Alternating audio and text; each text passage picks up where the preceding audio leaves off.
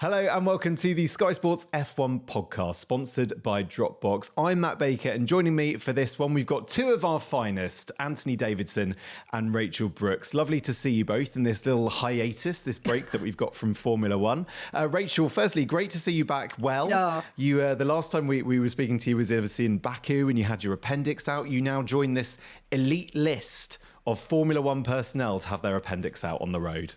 I just need a car now and I'll win in Austin. That's what I'm banking on. I need a car to take around the track in Austin, and I'm going to win. So, yeah, a bit of an unusual one. Landed in Baku, didn't feel very well, and then spent 2 weeks there having emergency surgery and recovering for a week at a hotel. But I'm back. I'm all good. 5 centimetres. I got the pathology report. It's only 5 centimetres long. Goodness. Mine was. They can be up to 20, but mine was 5 centimetres, and it caused all that trouble. But anyway. I don't want to know what 20 centimetres feels like. I mean, that will be exceptionally painful, I'm sure. And how are things with you, missing F1? Yeah, no, I had a good time in Singapore. Yeah, sorry you weren't there with us, Rachel, of course, but glad to see you're fighting fit and healthy once again. Maybe that's where I went wrong in my career. I just needed some appendix problems and appendicitis, and maybe I just should have got it removed anyway and could have been a bit quicker my whole career. Yeah, it's going to be the winter break for all the drivers. They're all going to get them whipped out.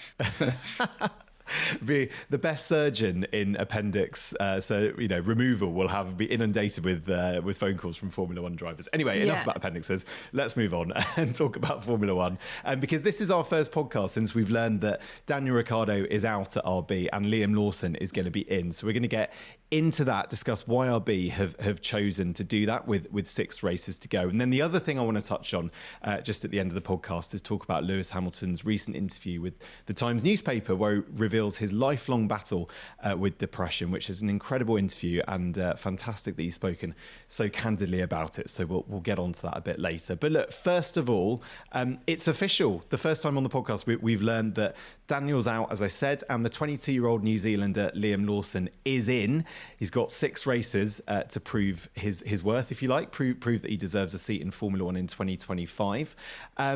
It's not his first time in Formula One. Of course, he filled in for Daniel Ricciardo a year ago, so he's experienced. He's experienced with the RB team, I guess, and sort of felt perhaps in Singapore like the worst kept secret in the paddock. It seemed like everyone kind of knew this was happening. Were you at all still surprised to see it happen, or was it something you expected to happen last week? I wasn't surprised to see the news break and for it to become official. Because it wasn't like we were just second guessing out there in Singapore or even before that race, because people do talk behind closed doors, and it's our responsibility as pundits, as journalists, to respect the privacy of drivers, of athletes, of team bosses. So it's not like we were taking wild guesses to come up with this hypothesis. We did actually know, but you're sworn to secrecy sometimes in the paddock, and just because you don't say it's official doesn't mean that it's a guess. So it was way more than just an educated guess, definitely. So yeah, not surprised to see the news break at all, and I wouldn't have been surprised if it happened any earlier either, for that matter. Not that would have been, was spoken about in the paddock. But it was just the feeling you had with Daniel during his second time at Red Bull, albeit with the junior team. It almost seemed like he was on a race by race deal in many ways. If you're not performing, then your chance of moving up to the A team diminishes, and even to the point where we have to replace you with one of our younger drivers in our roster. It's just the way that Red Bull has always operated. So yeah, I'm not really surprised that it's come to this. And I think Daniel can walk away now knowing that he gave it his all. He did have that second chance, which so many drivers don't get that opportunity. And I think he can walk away with no hard feelings now, and also know that he did the best that he could. And yeah, was very lucky to be given that second opportunity. It certainly was. Rachel, what was your reaction when you learned that this was official and happening? I want to caveat everything by saying I think Liam Lawson was super, super impressive last year. So him getting the chance, I think, is right. However, watching from home, I mean, I obviously was watching online in Baku and Singapore, and to see everyone talking about him as though his career was over and he was leaving without it being officially announced just left a bit of a bad taste, to be honest, because it just didn't feel like he got the send-off he deserved. And I know this is the way Red Bull do things. Gasly, Albon, Nick de Vries, none of them knew it was their last race or didn't get a send-off for their last race, even if they knew. So I know that's how they do things, but it just felt like it was... Everyone's talking about him leaving, but no one's actually saying it. It just didn't feel very nice. It didn't feel the right way to treat somebody, and especially somebody who's done what he has in the sport. I think there's a stat about only 5% of drivers have achieved as much as him in the sport, or something, from all the drivers that have raced. And so it just didn't feel like the right send-off to me, the way it was done. And if the Christian Horner's done an interview, he says Helmut Marko wanted Daniel out from Spain. So, he was racing under that kind of pressure from Spain onwards, trying to prove himself. And it just feels, it's a ruthless sport. And, as you know, Ant, it's ruthless. But wow, it just didn't feel very nice. It didn't feel like the way we want to treat people in our sport. What strikes me about the whole process is just how cruel Formula One is, because you think, like we mentioned, Nick de Vries, he gets booted out and Ricciardo comes in, and then in such a cruel twist of fate, Ricciardo gets injured. Lawson then replaces him for a few races. Lawson impresses. Ricciardo then never seems to get the momentum back after that, and then Lawson replaces Ricciardo. I mean, it's just like, it's so brutal as a sport, and individually brutal. It's not like you win and lose as a team in that context. I think it's very individual. I don't know, Ant, if you agree. I think that crash that he suffered in Zandvoort, Ricciardo, last year at turn 3, any driver will kick themselves after any incident, no matter how lightly you get away with it. But I think that moment, like you touched on there, Matt, that moment was really pivotal to Daniel's future at the team and his existence in Formula One as a whole, because it allowed a young driver, hungry, snapping at his heels, that chance to get behind the wheel. And like we've seen with Colapinto, you give these young drivers a sniff of a chance, in desperation, they deliver. And my goodness, they're fun to watch. And that's exactly what we have with Lawson. And since then, he's probably been pestering Helmut Marko, pestering. See the job I did? I can do better than that. Put me back in the car. Otherwise, I'm off.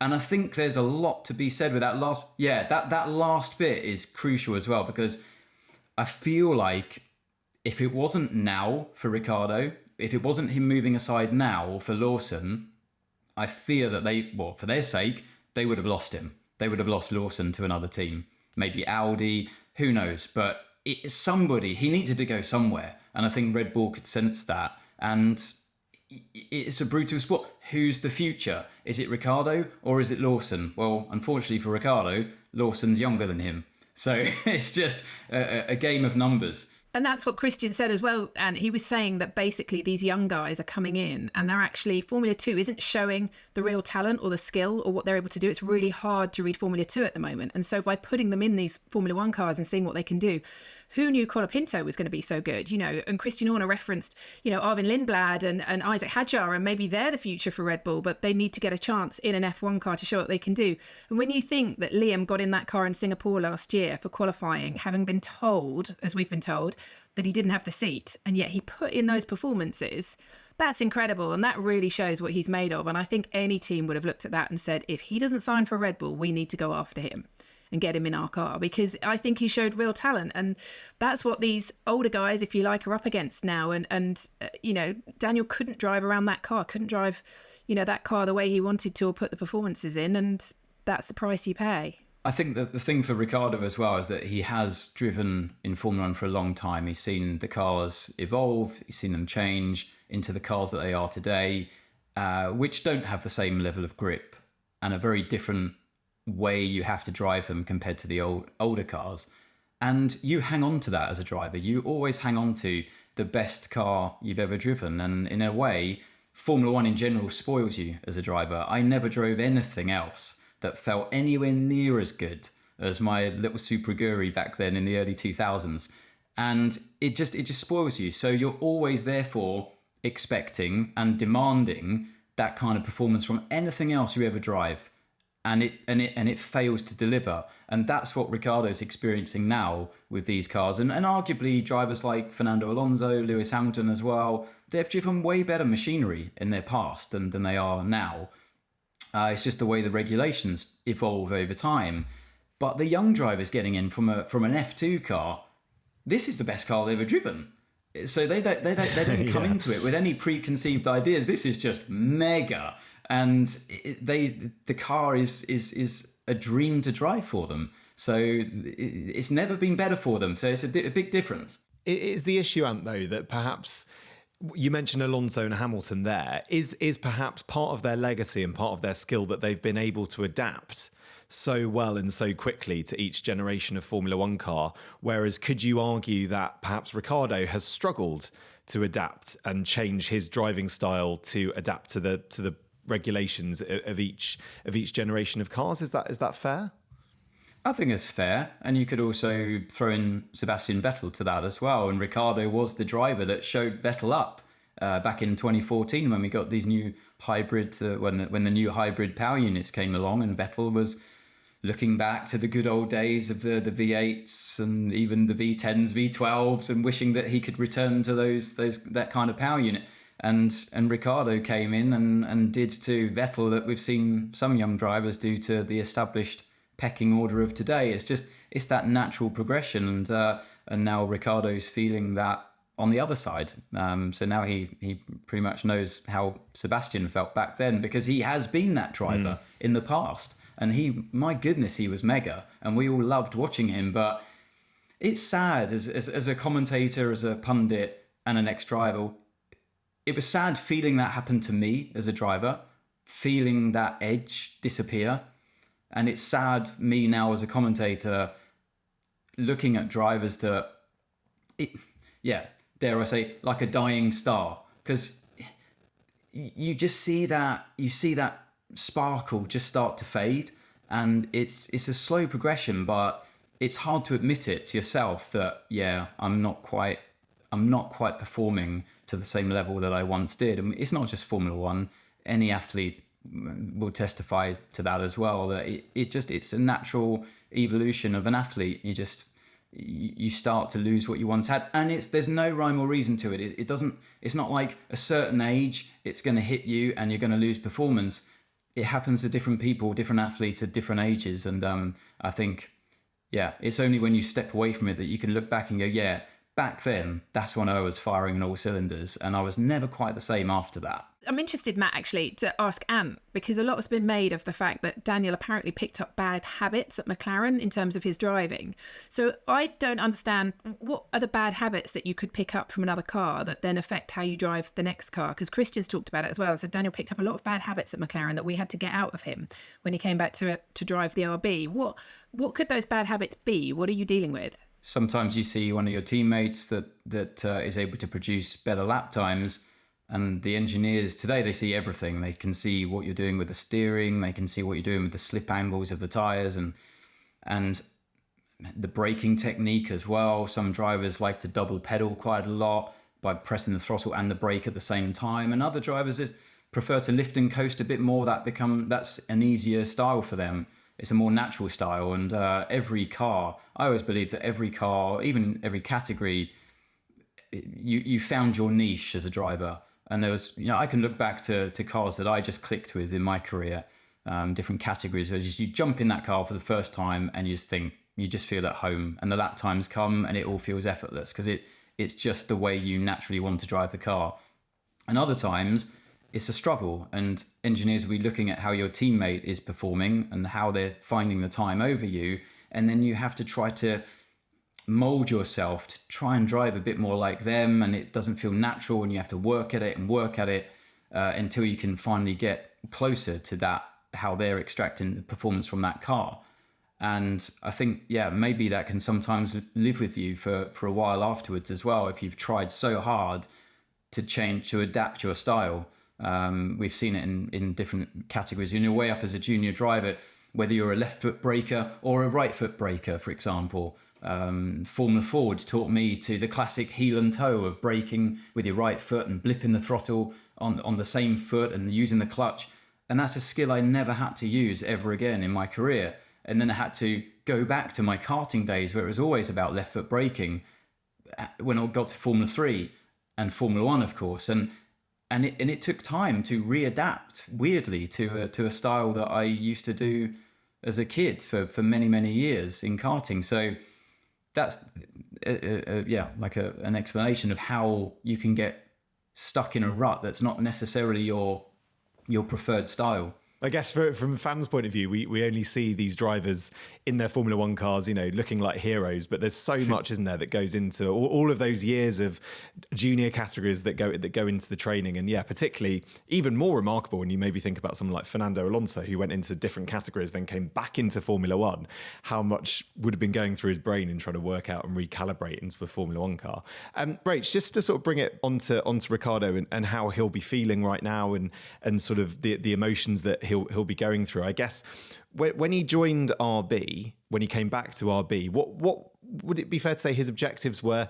Beat Yuki, prove you can get that second Red Bull seat, oust Checo, and then boom, great. You're winning a couple of races, but maybe actually Max Verstappen is still the superhero at that team, but he's a bit more comfortable with that at this stage in his career. How do you think he'll reflect on this whole period and how it's gone for him? Well, I mean, Christian's actually said Daniel was the backstop for if Sergio didn't perform. That's why they brought him back in. Now, that for a driver is a massive opportunity. Daniel left Red Bull, which, whether he'll say one day, yes, that was a mistake and I regret it or not, who knows? But he left when Max was starting to outperform him. He felt like the team maybe were gearing everything up towards Max, and so he wanted a fresh start. He left. He's now got a chance to come back to put himself up against Max. I remember talking to him actually Texas last year when he came back from his hand injury. He said, I'm happy to go up against Max. I'm happy to test myself against him again, and give it everything. And he knew going into that seat, this was Red Bull seeing if he was worthy of replacing Checo. This wasn't about the RB seat. Everyone was pretty open about that. So I think he's got to be massively disappointed. Interestingly, one other thing Christian said was that in Canada this year, which we all remember, Jacques Villeneuve was very outspoken on his thoughts on Daniel. Christian said that actually spurred Daniel to drive the wheels off that car that weekend and put in a fantastic performance. And it kind of spurred him on to a performance they hadn't seen since maybe Hungary the year before his injury. And so it felt as though, if you push him, the performance is there, but then it dropped off again. And other than like the Miami sprint, they were struggling to find highlights from him that meant he could stay. So I think Daniel can walk away feeling as though he has given it everything because, whatever happens, he went out there every weekend trying to perform his absolute best, and it hasn't worked out for him in the end. And he's been given a second chance a lot of drivers don't get. And it didn't work out. But do you know what? If that frees him up to come and work with us and be on telly and be in commentary and be a pundit, then brilliant. Once he's got over the fact he's not racing, that'd be amazing. Yeah, no doubt he'll make a fantastic pundit and be brilliant on TV because he's obviously a great character in the sport. I get just and sort of final point on Daniel perhaps. And was it that battle with Yuki? I mean, I've got their sort of head-to-heads here. So, in qualifying, Yuki firmly beat him. After Singapore, it was 12-6 across the season that Yuki beat him in qualifying. In the race, it was much closer. Before Singapore, it was actually 8-8. And then, obviously, Tsunoda finished ahead of him in the race in Singapore, so it then became 9-8. So on paper, you look at the race outcomes and you go, well, it's sort of neck and neck. But I guess, was he needing to beat Yuki Tsunoda to prove his worth in that team? From Red Bull's perspective, he didn't just need to beat Yuki. I think he needed to knock it out of the park. He needed to destroy Yuki. I think that's what the team were expecting. I think that's what they're thinking. If you're going to be on Max Verstappen's level, we believe that Max Verstappen would show Yuki the way every single qualifying session, every single race. He would finish half a lap ahead of him or more. And that's what we're expecting our driver. If you were to replace Sergio Perez, that's what we're looking for. I'm sure that's the belief from inside Red Bull. That's what they're looking for, that magic. And yeah, maybe Daniel once upon a time would have been able to deliver that. I think perhaps he would have been ahead of Yuki, firmly ahead, but I think Yuki has upped his game since his arrival in Formula One. you remember he used to, and it's quite normal, you see some drivers arrive and they overdrive the car and they crash and they spin, and you're waiting for it to all calm down a bit, and then they do, and then they're slow because they've lost their rhythm. But Yuki's been through that journey, and he's not that driver anymore that some may think back to. He's a pretty polished.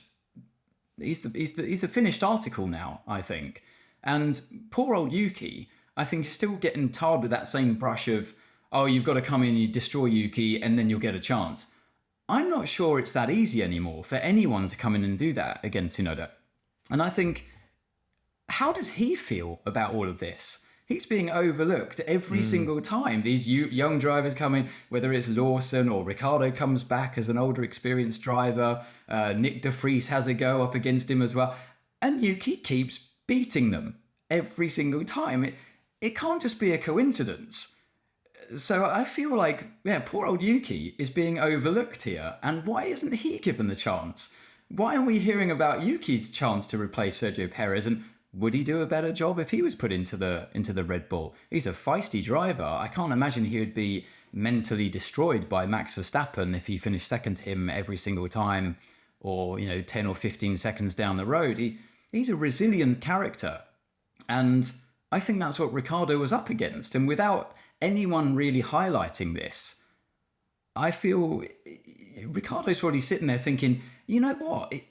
Yuki is a really good driver now, and it's unfair that your expectations are warped. Fascinating. We'll come on perhaps to talk about the Red Bull Junior program in a bit, because I think there's a quite interesting discussion around who is now left at Red Bull and what the future looks like. But look, before we get on to talk about the job that Liam Lawson has got ahead of him at RB with 6 races to go, a quick word from our podcast sponsor, Dropbox, brand new for this episode and for the rest of the season, because we all know in F1, victories can be won or lost by the finest of margins, and it's the reason that data plays such a crucial role in a team's success. Who would like to guess how much data is collected per team across a race weekend? Are we talking bytes or bits, or what are we talking? Gigabytes or bytes? You're talking it's either in gigabytes or terabytes. Terabytes. Teraflops. Teraflops? Is that a thing? Only in your world, Anne. Only in your world. I don't think teraflops are a thing. Isn't it? I'm going to Google it. Or it might be petabytes, I think, are above. This is a good discussion. I would say 5 terabytes. I don't know. 5 terabytes from Rachel. Anne, what are you guessing? Race weekend, I'm going to go for 100 terabytes. These are good guesses. In fact, it's actually a bit less. Maybe we've got better at refining the data. 1.5 terabytes. I win! Rachel wins. Congratulations. Oh, dear. It's all that matters. By the way, a teraflop is a thing. Is it? What? But yeah, so how many teraflops in a terabyte? A teraflop is a unit of measurement that measures a computer's ability to perform 1 trillion floating point operations per second. Oh, my goodness me. Let's formally apologise to you, Ant, for getting that one wrong. Yeah.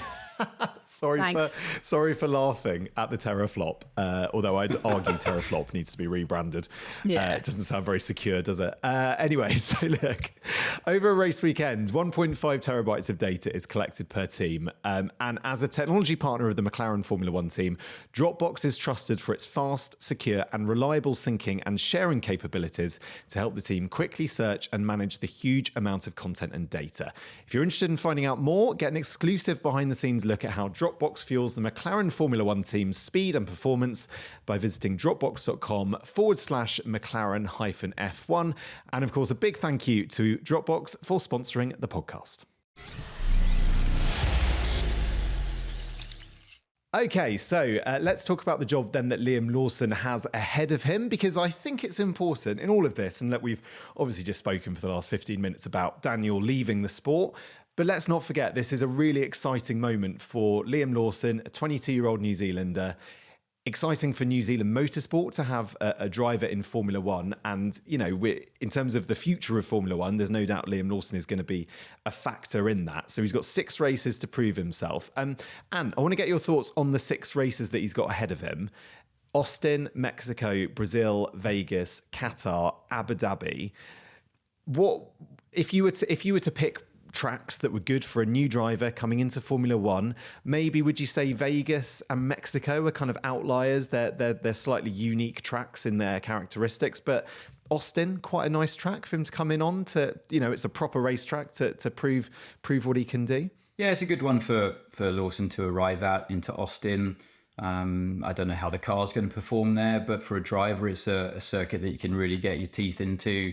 And, it's a driver's track, so you can make a difference there as a driver. That's what I mean by saying it's a driver's track. And I think there's no circuit that's going to faze him.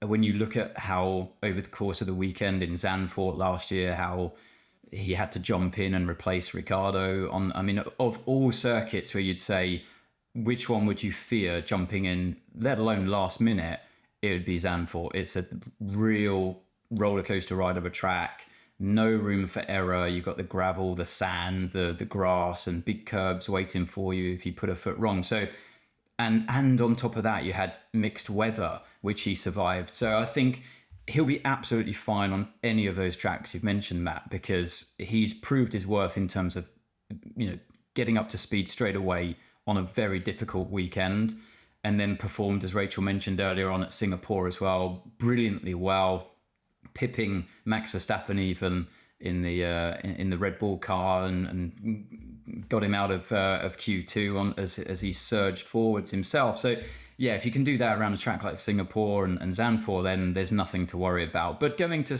other circuits like Vegas, where the rest of the field have been there, but once before, the car is set up like Monza levels of downforce. It can be maybe another test for him, but I think all in all, he's proven his worth in terms of getting up to speed on any given track in any condition. I think the thing that will be harder for him now is that he's been through that honeymoon period where that's always a bit easier for a driver. People give you leeway. There are excuses built in. Yes, of course, it's his first time, doesn't really know the car, doesn't know this track, blah, blah, blah. But once you have delivered before, then that expectation obviously rises. So now we're all expecting him straight away to come in and be on Yuki's level because that's what he did before. And then once you've been through that, like I say, that honeymoon period where it weirdly, that, like we've just mentioned with the young drivers, there's nothing to lose.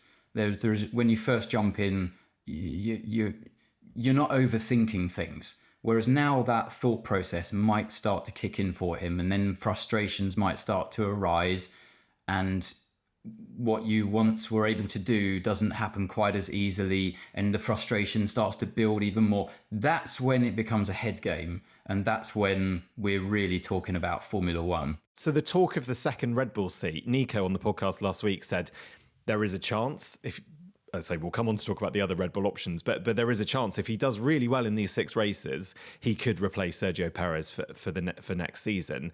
But again, just like Ants mentioned, that sort of pressure is not very helpful, I guess, is it? If you're trying to focus on one race at a time, the here and now. Well, of these 6 races, 3 of them are sprints, aren't they? 3 are sprint weekends. So that's different to start with. Secondly, he's going to take an engine penalty in Austin. So Red Bull have said he'll take an engine penalty. So the expectation at Austin may be slightly less anyway to start with because he's got to start from further back. Let's see what happens there. But Red Bull have said openly that there are still question marks over Checo and he needs to find his form. They've said he's got another year on his contract, so he's there until the end of 2025. But they are looking at that seat. So Liam knows this isn't just a seat in Formula One right now. This is potentially a Red Bull seat. So for him, the pressure must be huge. We all lauded him when he came in last year and did what he did. But now he's got to live up to that again with the possibility of a Red Bull seat hanging over his head. That's massive pressure. It's going to be really interesting to see how he deals with it, because we were really impressed with how he dealt with everything before, particularly impressed when you hear that, he knew he didn't have the seat, but he still went out and performed. He never spoke badly about anyone in the team or how he'd been treated. So we know that he's got a fantastic head on his shoulders and we know he's a good driver. If he can put all of that together, potentially he could be in the Red Bull next year. So for him, it's a huge opportunity. And I hope, as Ant says, you just take it one race at a time, keep your head level, but pull out some fantastic performances, because the opportunities are there right now. And also for Sergio, the pressure's on him now for these last 6 races. You know, Red Bull have pulled the trigger on one seat. We know what they're like. So he's got to perform, and Red Bull have said as much in these last 6 races. Certainly have.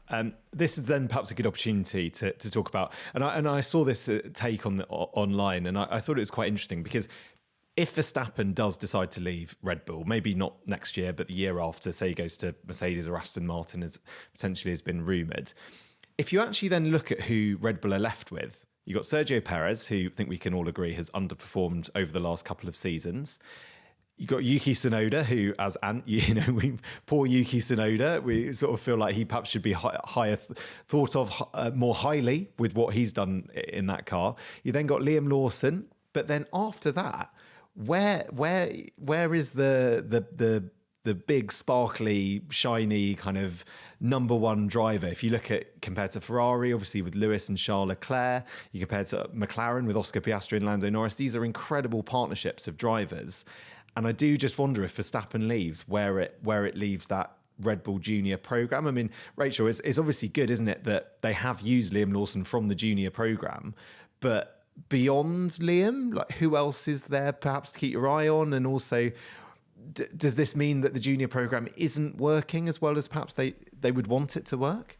Well, this was a point Christian was trying to make, in that it's hard to read F2 right now. But if you look at the performances that Ollie Behrman's put in an F1 car, and you look at the fact that Kimi Antonelli has that Mercedes seat next year, Isaac Hadjar is doing better than both of them, and Franco Colapinto, who is now doing brilliantly in an F1 seat. So I don't think it's as bad as it seems. I think we don't know the talent that's there right now, because it is so hard to read F2, because a lot of the teams in F2 have struggled with their new regulations and with this season's car. So you can't really read it in a way that you maybe could have done in the past, when the likes of Charles was coming through, or George, or when you look at the previous winners in F2. I think it's harder to read, and I think therefore they do have some talent in Isaac Hadjar. They do have some talent in Arvin Lindblad. So I don't think it's as bad as it looks, but I agree with you. Who's going to be the big name alongside one of those drivers in that team? Because if Max goes, I mean, George has another year, right? Would George move to Red Bull? Would they take George at Red Bull if he was replaced at Mercedes?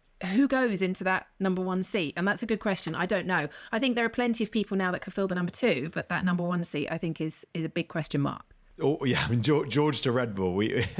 Nico floated that idea on the podcast last week, which I found very entertaining. This Christian and Toto exchange of drivers. You can imagine them sort of on a bridge, exchanging them one by one, going across. I don't know, but yeah. I mean, and in terms of final point then on Liam and what the job that he's got to do, how tough do you think those 6 races are going to be for Liam? They'll be tough for him, of course, and he knows he's got to carry on where he left off. He's got to take the fight to Yuki, and the brief is really simple. He's just got to beat Yuki Tsunoda, and I would say comprehensively. He's got to really wow Red Bull into giving them the confidence that they're looking for to potentially replace Sergio Perez with. And that's going to take some convincing, because Sergio's stood the test of time so far.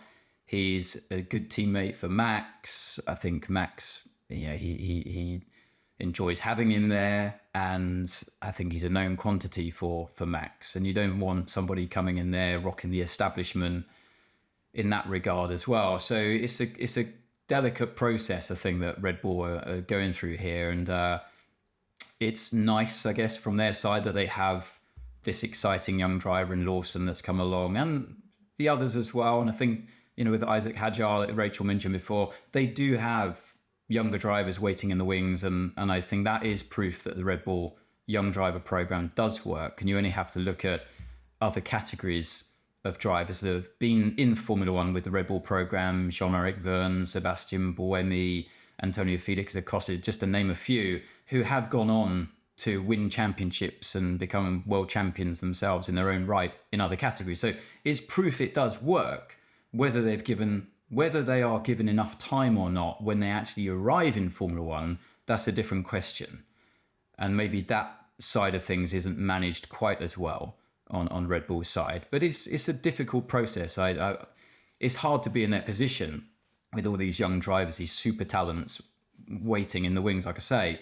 So the brief for Lawson's simple. You come in, carry on where you left off, beat Yuki Tsunoda, hands down, out-qualify him, out-race him, score loads of points, do things in that car that we're not expecting, that Red Bull aren't expecting, that even RB aren't expecting, and let's create some headlines, you're in. It's as simple as that. If you don't perform, Sergio carries on. Easy as that, simple as that. It'll be fascinating, won't it, to see how Liam Lawson gets on for the final 6 races of the season. Okay, final thing to mention on the podcast. This was an interview that came out with Lewis Hamilton over the weekend, where he revealed he's dealt with depression throughout his life. It was in the Times newspaper here in the UK. I'll just read you a couple of lines from it, which I thought were particularly interesting. He said, "When I was in my 20s, I had some really difficult phases. I've struggled with my mental health throughout my life. Depression from a very early age when I was 13. I think it was the pressure of the racing and struggling at school, the bullying. I had no one to talk to." So a really strong interview from Lewis there. And, we know Rachel, he's spoken about mental health matters in the past. He's spoken to you in interviews, hasn't he, about it? But to hear him say that he's had depression, and I guess it just shows the toll perhaps that 2021 and other bigger factors have affected him within his life. Yeah, firstly, hats off to him for talking about it, because I think it's very powerful when someone like him talks about it. And he spoke to me in 2021 about suffering from anxiety, but he didn't mention depression. And he said that he's always suffered from anxiety. And I know the two go hand in hand quite often for a lot of people. But when he talked about the depression, the article was fascinating. He also, I know 2020 and George Floyd and how he stood up in the paddock and wanted to make change happen within the paddock and bring in more diversity. I know that took a really big toll on him, because I know how fearful he was before he did that and how he wasn't sure how it was going to be perceived. But it was something he'd felt and been struggling with his whole career, in terms of being the only black driver on the grid, how he felt the paddock didn't represent society very well, and how he felt isolated. And I think that must be incredibly difficult. I've sat in a room with you guys for many years as the only female, and I know speaking up is hard. When I'm in a room of you guys, just men around me, speaking up is very difficult. That thankfully has changed massively now, to where I think we had a race recently where the girls outnumbered the boys. It's brilliant. But for him to have had that throughout his entire career, feeling that he can't speak up in a way and be heard or say how he's feeling, must have taken a huge toll on his mental health. And I don't think you can underestimate that. And so it's incredibly powerful he's spoken about it. I think it's brilliant. I hope that he feels as though it's changing for the better, and that we've got to a good place. We're not in the right place, but we've got to a good place.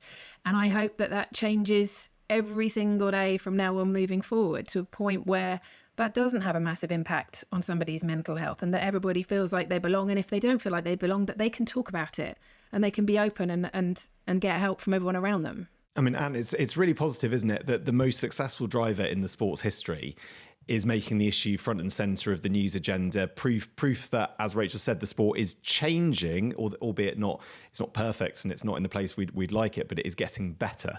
Lewis has had a real positive impact on the sport. He's got that authority as a 7-time world champion.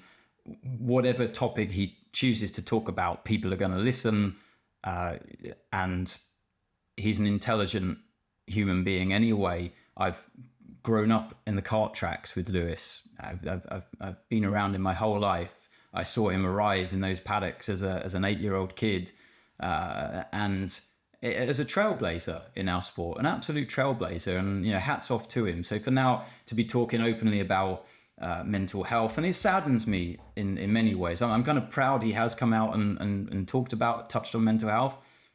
It saddens me to think of all those days that I spent with him at the kart tracks, that he was going through that, but now he's in a position where he feels like he can talk about it. And I've suffered with anxiety issues, like real crippling anxiety in my days as a driver, and there was more to do with mental health, with health anxiety, which left me having panic attacks inside the car at times. It is awful. And for Lewis Hamilton to be talking about this gives me the confidence to be able to talk about it as well. And Toto Wolff has spoken openly about it. Maybe he gave Lewis the confidence to talk about it. And the more we all talk about it, the more you realise actually it's quite common. But at least now we're able to talk about it openly. And and hats off to Lewis. And I hope he continues. Really well said, Anne. And I think what's lovely is him speaking up about it will just help more and more people, won't it? People seeing those headlines, it will help more and more people deal with their own journeys. Even a 7-time world champion has bad days and days where he, finds it really difficult. So if a 7-time world champion can feel like that, it's okay if you're not a 7-time world champion to also feel like that. Look, Rachel, Anne, thank you so much for that. That was a fascinating chat about both of those topics with Daniel and Liam, but also the Lewis chat as well. So thank you very much. We're going to be back, as always, every Tuesday throughout this break to keep you abreast of the latest Formula One news. Hope you can join us then. Bye for now. Bye.